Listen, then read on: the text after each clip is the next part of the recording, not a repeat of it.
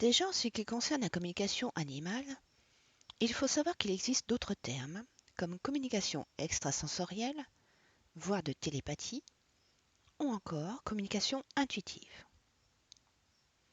La communication animale n'est pas un don, mais une ouverture de cœur, une faculté oubliée par l'homme, mais que nous avons tous en nous, même si nous avons mis de côté cette forme de langage durant très longtemps. Car il s'agit bien réellement d'une langue que le communicateur animalier traduit en tant que messager entre l'animal et l'humain. Lors de cet échange entre l'homme et l'animal, le communicateur traduit en mots, en phrases, le dialogue qui lui est transmis par l'animal sous forme d'images, de sensations physiques et émotionnelles, et également d'odeurs.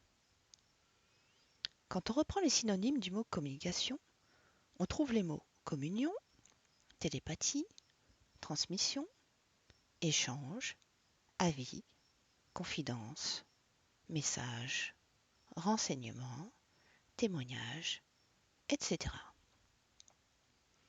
Et à la fin du mot cation, je le transforme en action. Pourquoi action? Parce que c'est une action par le partenaire, c'est-à-dire le gardien, pour répondre aux besoins exprimés par l'animal.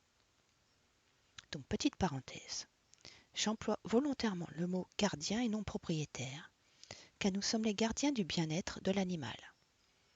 Propriétaire est très réducteur à mon sens, car il faut se les donner entre l'homme et l'animal qui devient sa chose et non son partenaire. Je ferme la parenthèse. Donc la communication animale est toujours suivie d'une action, une réaction qui se passe derrière, donc un échange. Et c'est surtout fait de cœur à cœur, et l'animal est dans l'amour inconditionnel, agapé, qui veut dire sans condition. On va partager ensemble pour découvrir les animaux et se découvrir aussi. Et nous avons tous un cheminement différent, avec nos doutes, nos interrogations, nos peurs, notre façon de voir les choses. Et la communication animale, c'est voir la vie à travers les yeux de quelqu'un d'autre. À la fin de la formation, vous aurez peut-être l'impression de ne pas avoir réussi. Sachez que cette formation, c'est le premier pas sur ce chemin. Ça ne veut pas dire que vous n'y arriverez jamais, et c'est un long chemin. Et je serai toujours à votre disposition. Ne vous inquiétez pas si à la fin de la formation, vous n'arrivez pas à faire de la communication animale. Même moi aujourd'hui, si je regarde les communications que je faisais il y a 3 ans et celles d'aujourd'hui, ça n'a rien à voir. Pas de pression sur le fait d'y arriver ou pas. Vous allez être encadré et on verra quelle technique vous convient ou pas.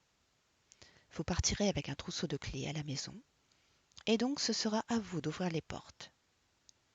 Je vous donne les clés et vous choisissez vos portes et je vous accompagne.